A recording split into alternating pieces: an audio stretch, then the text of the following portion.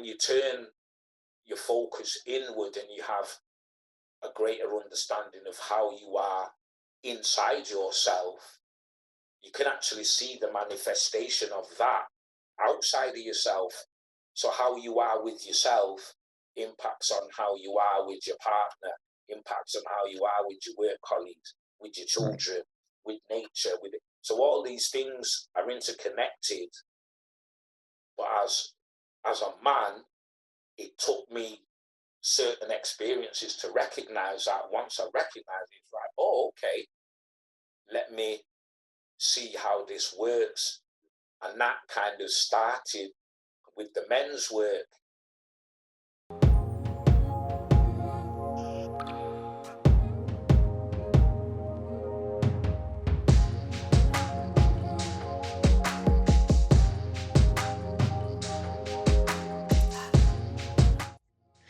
Hello, ladies and gentlemen. You are listening to the Major Pain Podcast, the only podcast crafted to guide men like you on unraveling your uniqueness to transform the world around you. If you are a lady joining us, feel comfortable to listen as we hope women learn how to build better men through the golden nuggets we will be sharing and learning.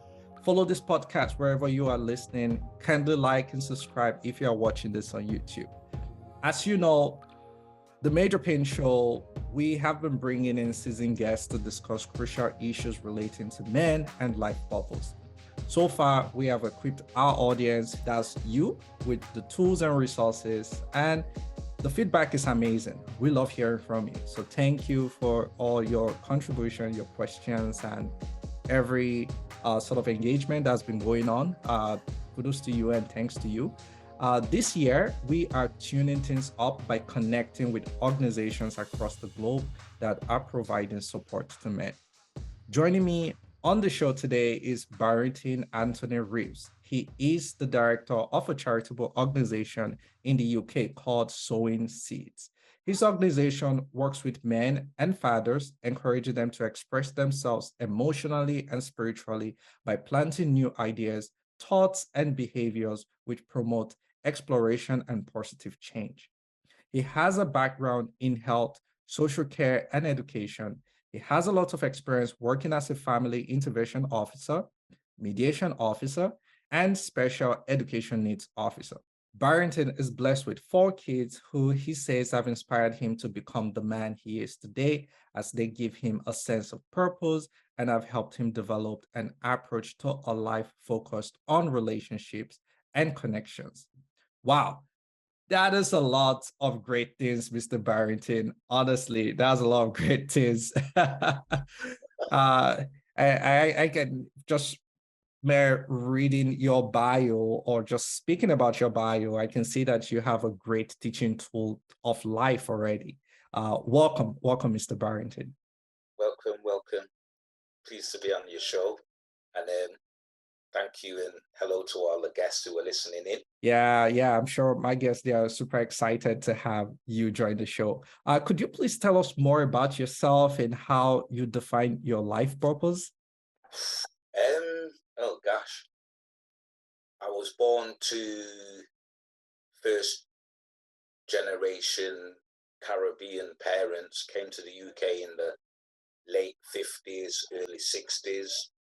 My mother's from Barbados, my father's from Jamaica. My mom came over straight from Barbados and was enrolled in the National Health Service as a nurse, and she's worked in the health service until she retired. She's now 83. My father came in 1960, and he came straight from Jamaica, came to Huddersfield, and then he kind of worked within the chemical industry, so he worked for ICI, and then later on he moved to Manchester, where he was a chief chemist with the utilities, United Utilities, which is the water company. So they were both professionals, both been to university, qualified MSc, PhD. They've had a professional life. I have 4 siblings. I have an older sister in Canada, in Brampton, and 3 in the UK, other than myself. So I've got 2 sisters and a brother. They're all professional. My older sister works as a journalist. My other one works for the mayor's office in London. I've had a varied career, trained as a chemist, worked with AstraZeneca, Bayer Pharmaceuticals, Cortos, Glaxo, and then worked in education as a mentor in schools, and then with social services as a family intervention officer, mediation, worked in special educational needs, and then I've had my own community-based charitable organisation, Sowing Seeds, which worked with men and fathers. But alongside that, I've volunteered for a faith-based charity called the Shiva Trust for 19 years, nearly 20, it'll be 20 years this year. Wow. And that was founded by a Satguru called Sri Ramana Devi. They're based in Rosendale, Lancashire in the UK. She's had a massive bearing on my life in terms of spiritual growth and development. I suppose 2 things that have really kind of shaped my life is that my parents coming from the Caribbean, being professionals, being brought up in what you would call is white middle class environments, it's kind of shaped my mind and just my very being to understanding the value of education and what it does, and being able to accept and acknowledge the opportunities come to you because you have the necessary capabilities. And whether you're black, I mean, I was educated at a grammar school, so all my siblings, we all went to grammar school, which is like selective education. And this idea that you can be different even although you're black. That was the main thing, because that was an issue that, I suppose, for myself, I had to kind of negotiate and understand, well, I'm black, but not all black people are like me, so what's different between me and them? And I think that's a constant battle for black people who have a different kind of social upbringing and experience, and that you are black or African, or however you choose to define yourself. Ultimately, that's something that you grapple with on a day-to-day basis. And then the second thing that I think has made the journey a lot more enriching is that the fact that I did something that most black folks wouldn't do, and that I sought spiritual counsel through Satguru Sri Ramana Devi, which was actually about fundamentally understanding the spiritual process in a physical life, how that works. It's not just words, it's the practices, it's the understanding of spiritual principles and how they manifest on a day-to-day basis. But they all came through going through particular experiences and trying to understand, well, why is this happening? So I think those 2 things have shaped my understanding of what it means to be human, what it means to be a man, but also within that, I think the smaller component of that, and it's not minimizing the idea of being black, it's a component of something which is a lot bigger. And when you acknowledge the bigger part, it takes precedent over the black thing. That's just, I don't want it might come across as if it's being flippant, but it's circumstantial. It's about understanding these particular things you need to learn in this life, and these are the best characteristics to take on to learn those lessons, if that makes sense. Yeah, Makes sense. That's a deep dive on life purpose itself, and I really like what you said. It's beyond just the tiny mini aspect that people are focusing on. It's a bigger picture, exactly. And we tend to identify the role that we play in that bigger picture, and the bigger picture is beyond colors, beyond certain aspect that we just choose to focus and see as a limitation. Exactly. Wow, that's powerful. That's powerful. I like that. Can you enlighten us about Sowing Seeds and how it has helped its target audience? So during the introduction, and even when you were talking, you made mention about men itself. And in my introduction, I made mention about your organization helping men and fathers. But fathers as a whole, is it that there's a specific demography, there's a specific segment, there's a specific age grade? Can you just enlighten us more about your organization and its target audience? Sowing Seeds came to being in 2003, and it was a weird experience because there were some friends that I worked with that I knew personally, and one worked for Bernardo's Leaving Care Service, I worked in social services, another one worked in mental health, and they worked with young care leavers.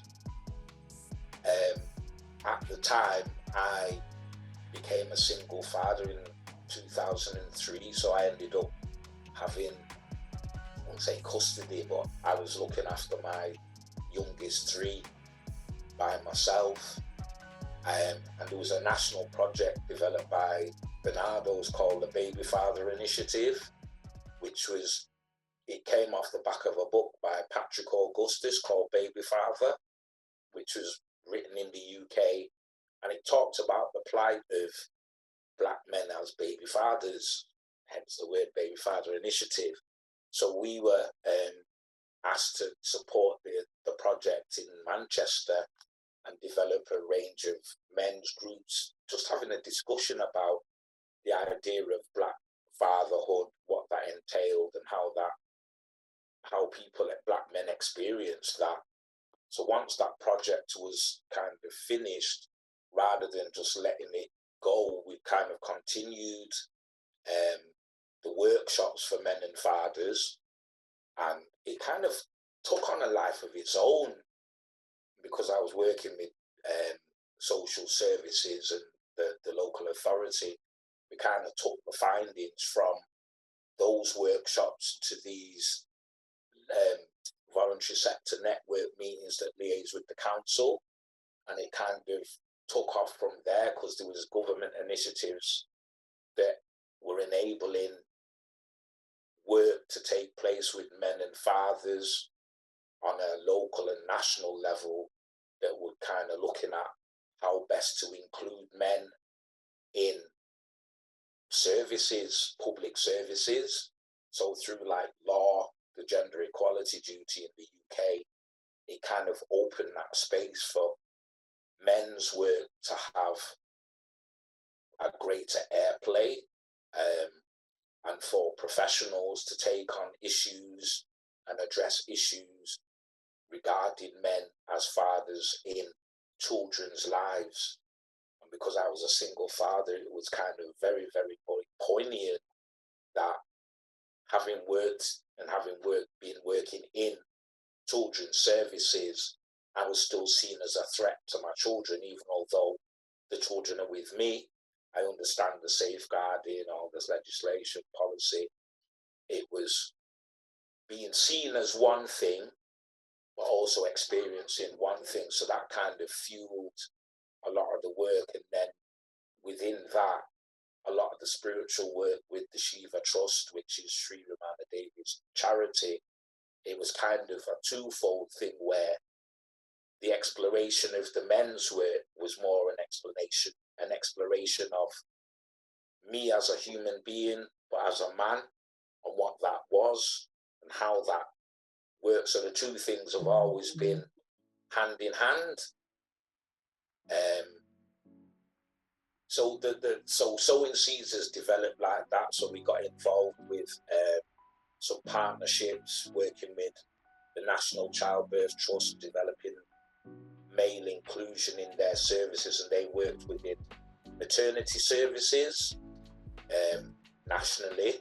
And then we worked with St Mary's Hospital, which is the main maternity hospital in Manchester. We worked with a very, very charismatic, beautiful man, Leroy Adozian. He was the consultant for the reproductive medicine and oversaw like maternity services. So we did some work with them through the National Health Service,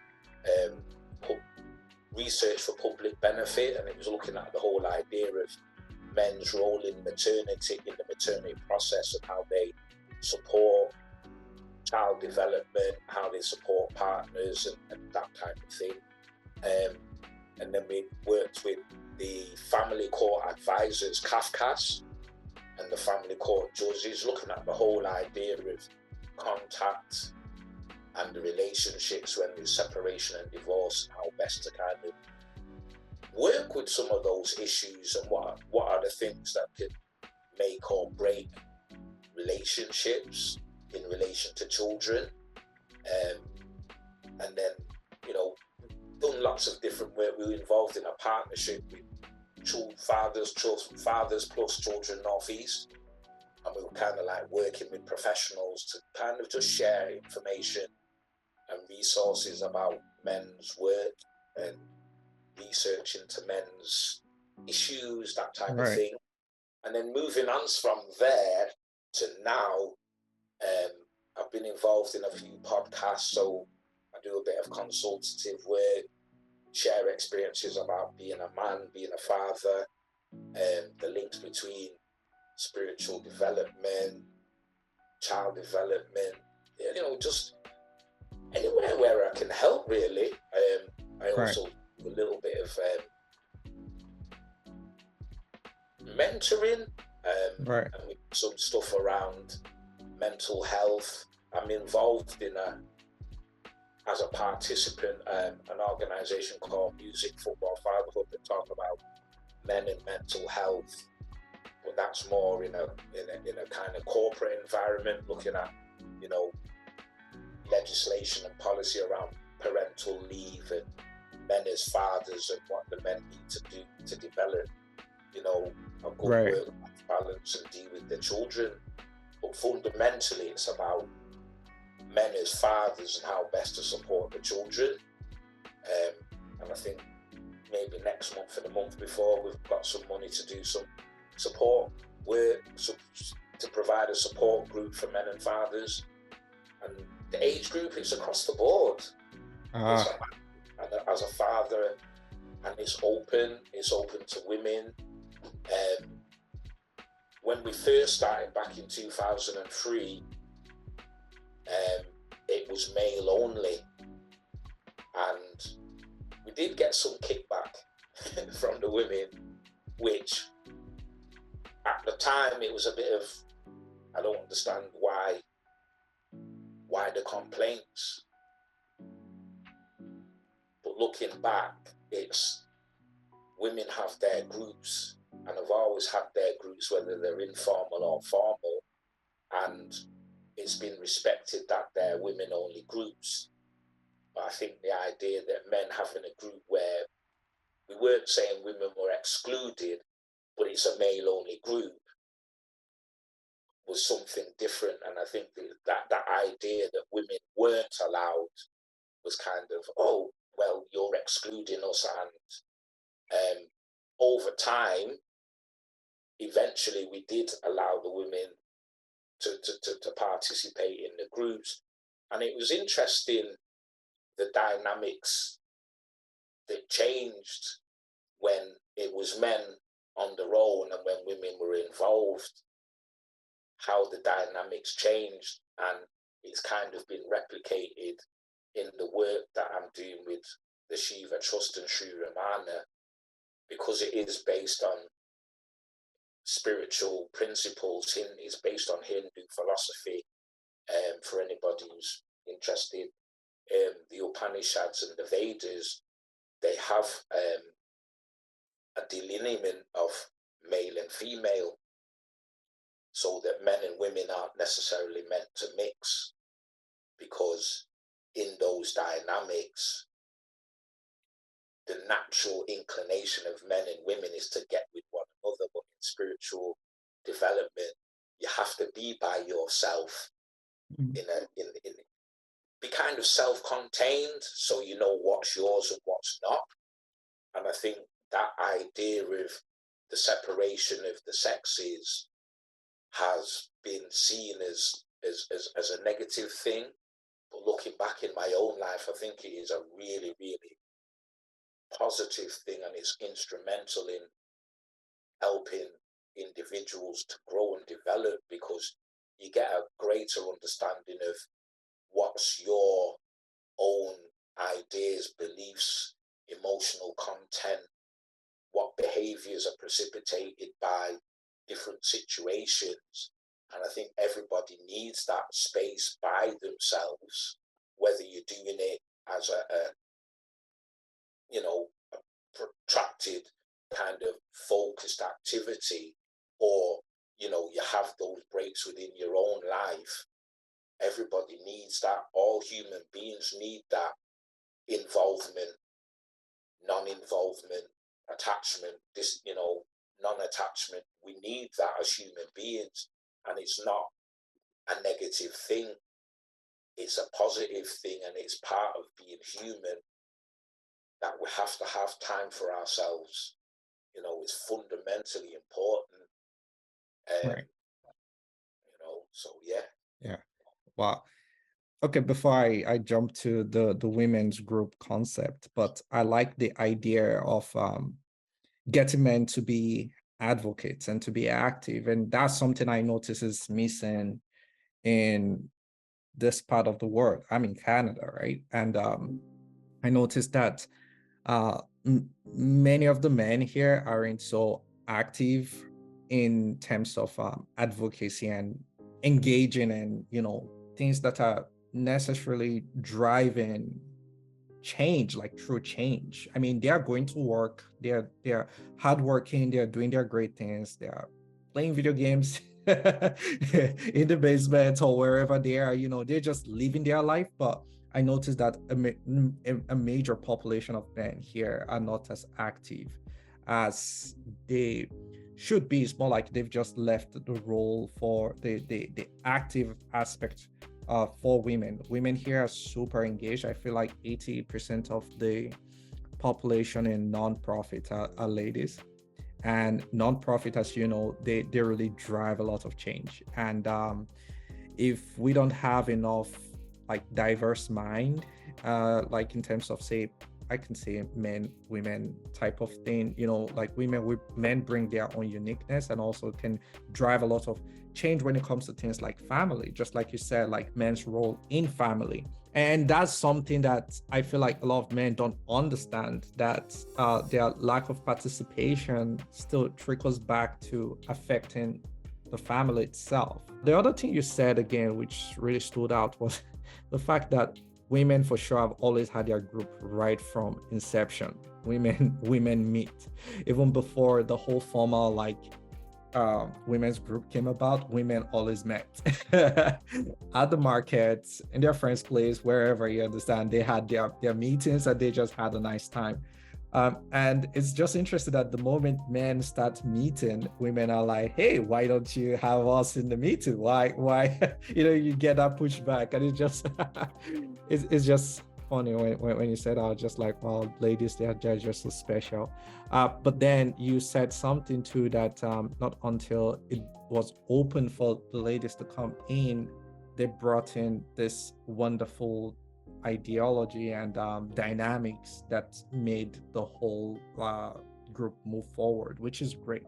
Speaking about just having men involved, you made mention about men involved in maternity service and all that, men involved in parenting and all that. So far, I know you touched about some pushback, but can you still, are there existing pushback you are witnessing? Because I strongly feel like the way society is moving, we're going into a zone that family is under threat. I don't know if that's something that you are also seeing where you are, but how has that been like so far in terms of the threat of family, and how are you and your organization, how are you guys able to combat this threat so far? It wasn't until I started doing the men's work that I realized there's a societal narrative that has men and women in particular roles in particular places. And I suppose as part of my journey, I went to the Caribbean, I've been to Ghana in Africa, I've also been to India. And just, I suppose, observation that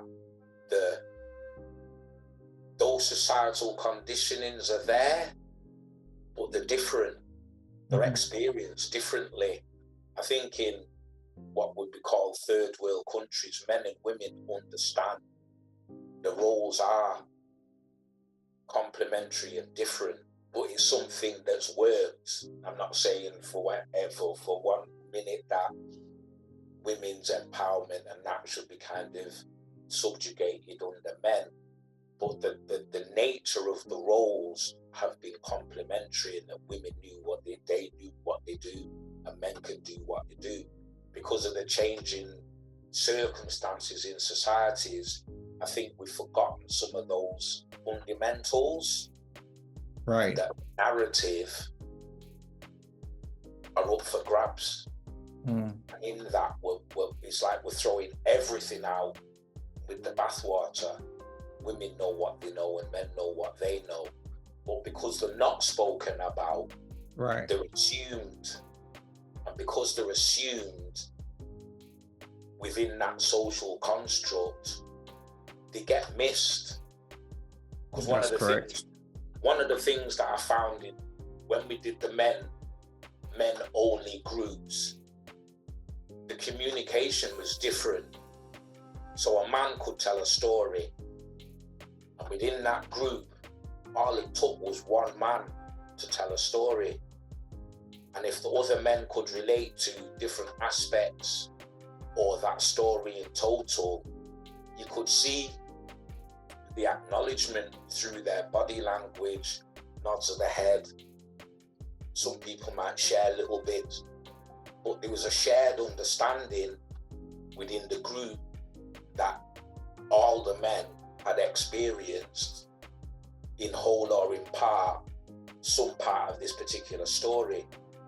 Right. So there was no assumptions made on behalf of the men about what it was or what it wasn't.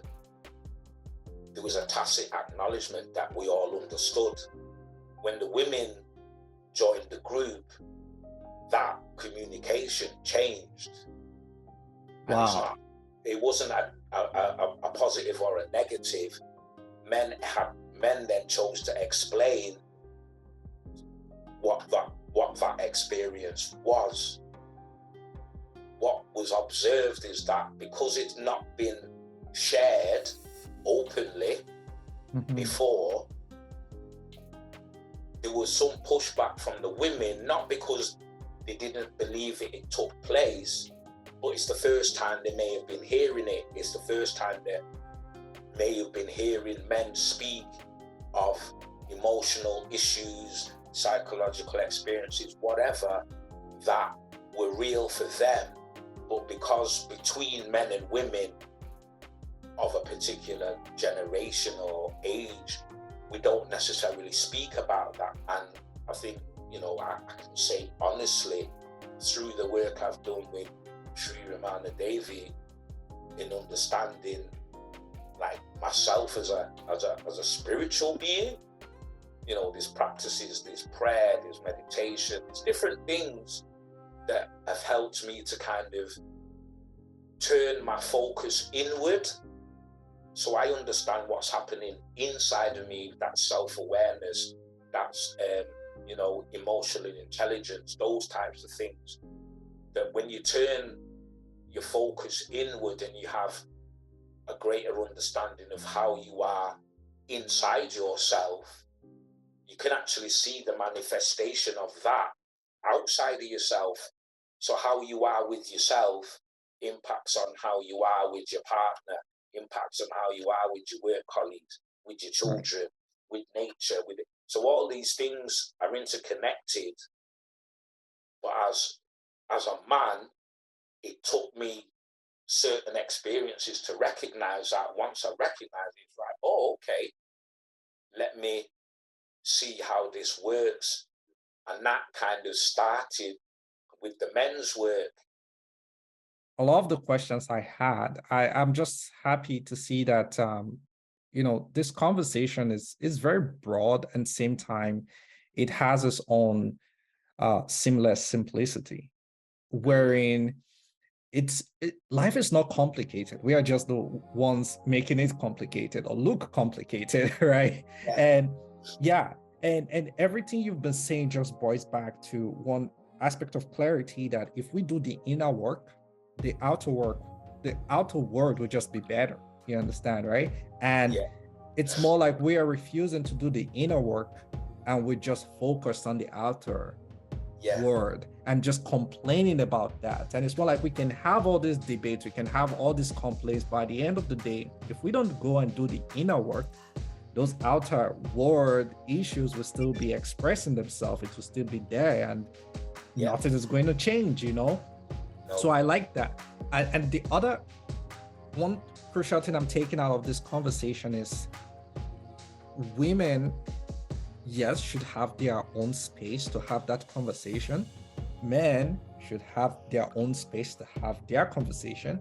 And there should be a space that should bring both men and women together to have that conversation. Because it's more like, if we keep complaining or talking, or I'll use the word bashing the other side, because that's pretty much what is mostly happening. There are a few spaces where people are brought in to that's both men and women are brought in to talk, but there are more spaces of men and women just doing their own thing and complaining about the other side without actually coming to meet eye to eye to say, this is what I think about you, or this is how I felt about when you did A, B, C, and Z, or when you do A, B, C, and Z, and the women are like, oh no, I didn't mean it that way. This is what I mean.